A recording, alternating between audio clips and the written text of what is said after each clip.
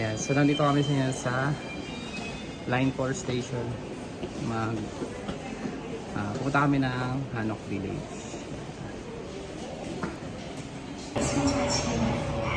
Papunta na kami ng Chongmoro Station. Line 3. Diretso. So line 3 tayo.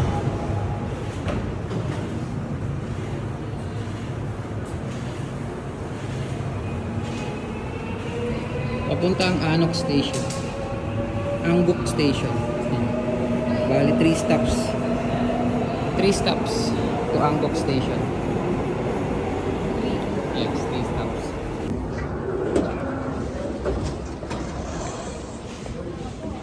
Exit po dito. Angbuk Station. Malabas din. Mabilis lang yung station. Mabilis lang yung tren. Dalawang station lang from Chongmun Station.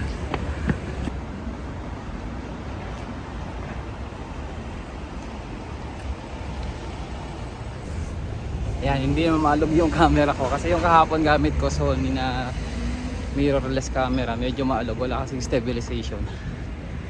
Pupunta na kami ng Bukchon Hanok Village.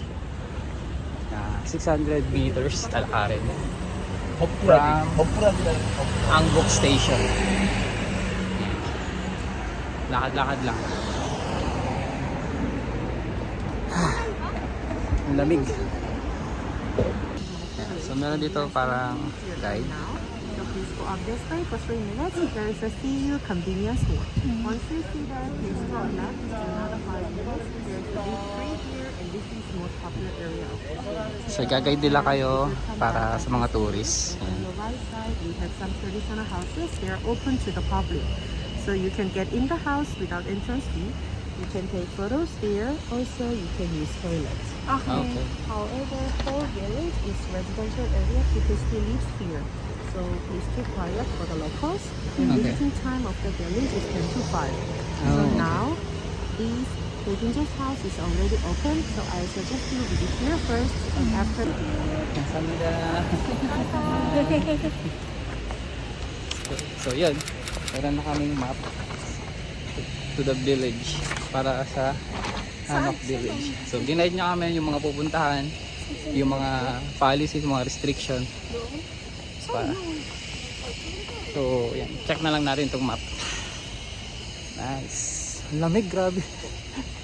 So ito yung unang stop namin, Bukchon.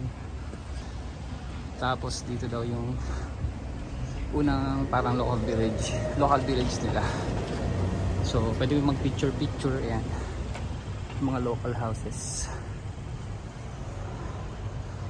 Ang lamig, grabe. Ang lamig. Bingsu and coffee. Oo, ito yan.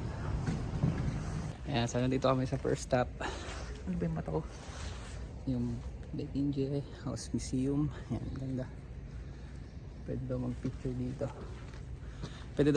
dito. Pero tahimik lang. Paano mga locals. Usok-usok pa.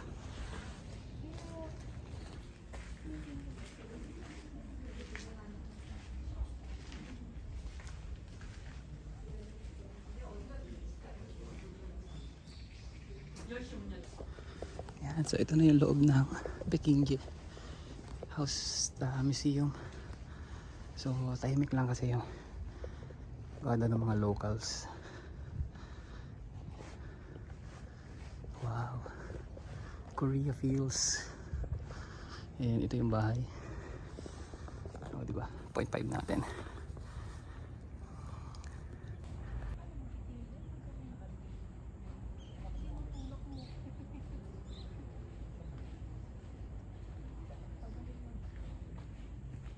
So ito yung unang village. And so may bahay lang naman doon. So may mga locals. Bawal kasi maingay, baka tulog pa sila. Ayan, so di ba? Korea feels parang autumn lang. Ayan. So Ayan siya, picture siya. May daan pa dito. So hindi siya ganun kalaki pero maganda naman. Pakaliwalas.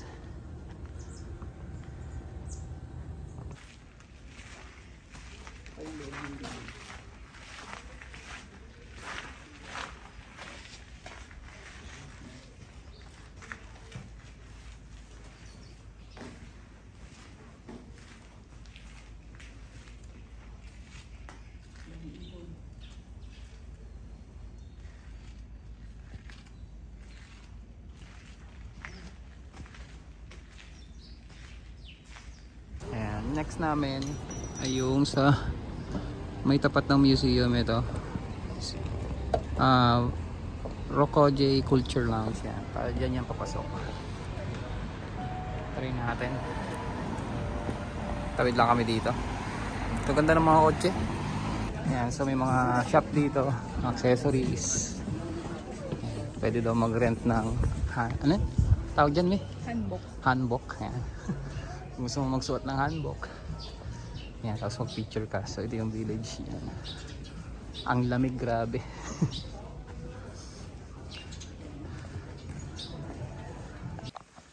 So dito na tayo sa may isang village. Yan. Keep quiet now.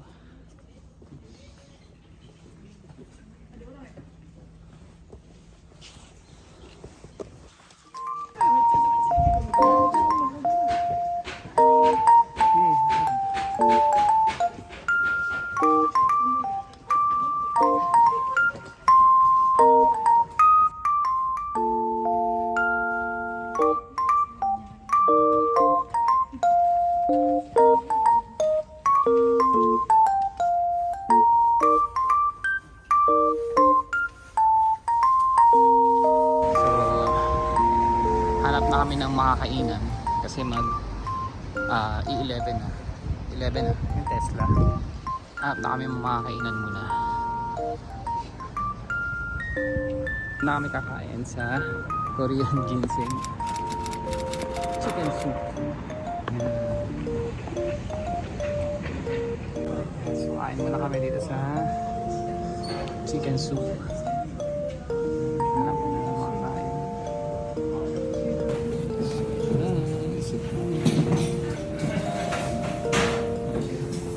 Kami.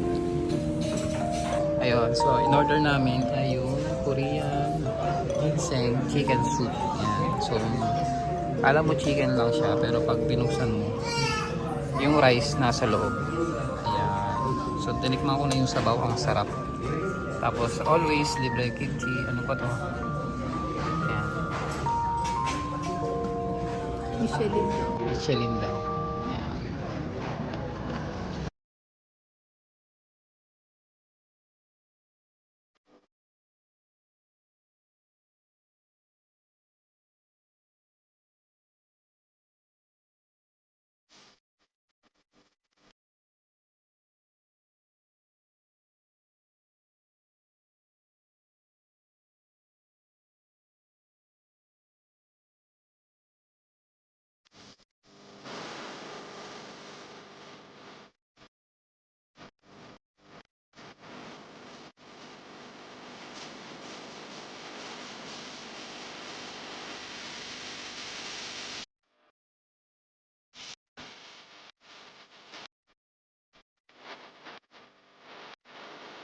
Grabe.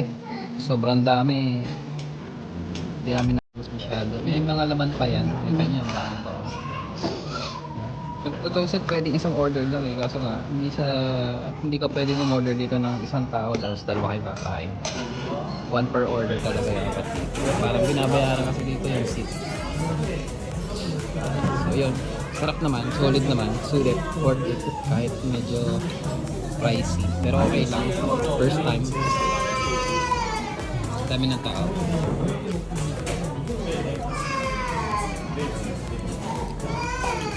Pwede nyo i-try yan dito sa Hanok Village.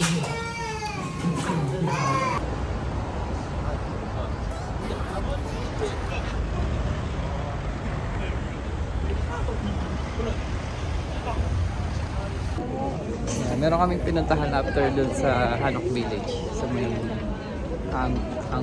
Angbuk area. Yan, ito yung pakita ko sa inyo. Yan. So ito parang ano siya, street na bilihan ng mga kung ano. Yan. Sa dami ring tao. Lalakad. Lamig talaga.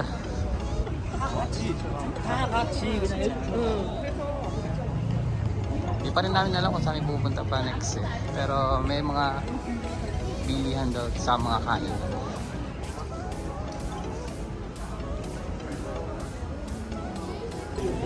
Sobrang lamig talaga. Lakad na.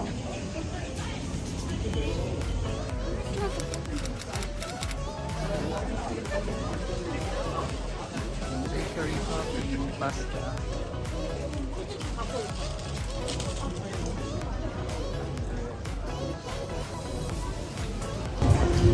Ayan, so nagtingin-tingin lang ng mga anik-anik. Kasi yung iba meron din sa atin. Hindi naman natin kailangan ng mga jacket, ng mga puffer. Naghanap siya ng damit. Ako naghahanap ng cap. Saka CR. Naiihi na kasi ako. Sobrang lamig. Ganda ng mga kainan, no? Cute. Paka-aesthetic.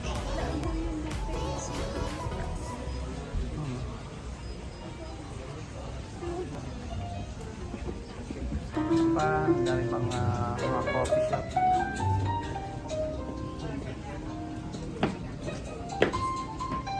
Aesthetic.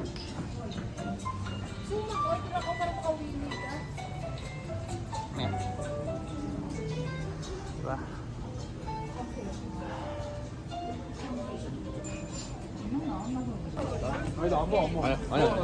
Kami na makain. So, dami nakapila. Sarap yata dito. So, dito yan. Masarap daw itong salt butter bread. Ayan.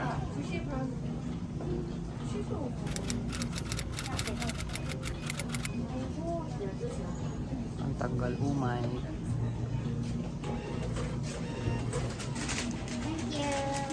Thank you.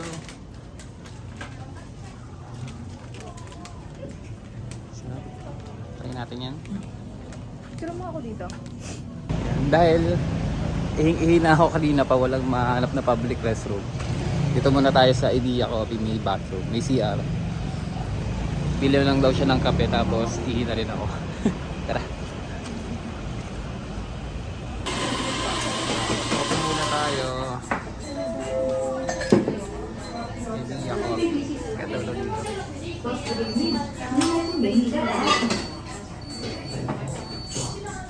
Ayan, so may kita tayo. Kailangan may kita.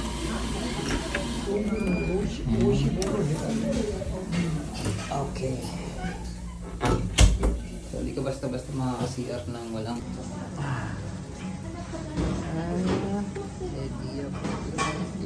idea.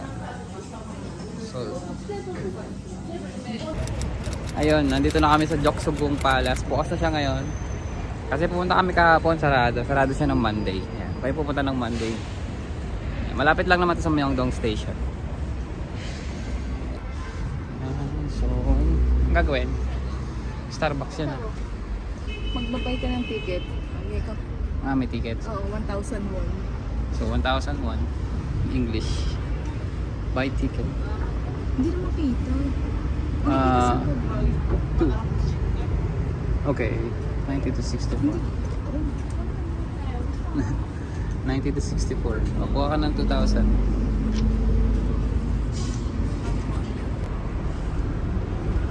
Card lang pala doon. So, dito cash. Sanda. Ano yung ticket dito? Ayan yung ticket namin. Dalawang ticket. 1,000. Ticket mo. So, ticket namin here. Here. Scan. Okay.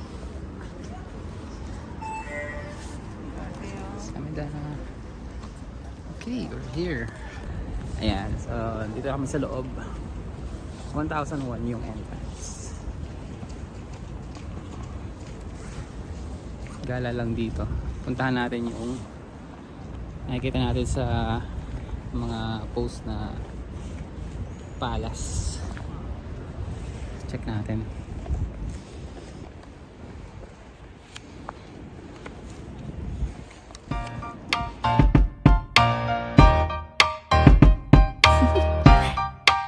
Do you want to know?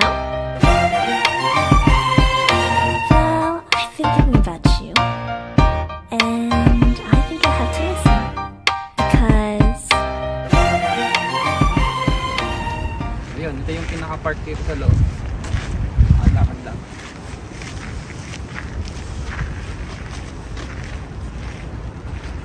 Medyo naambo na ng kaunti.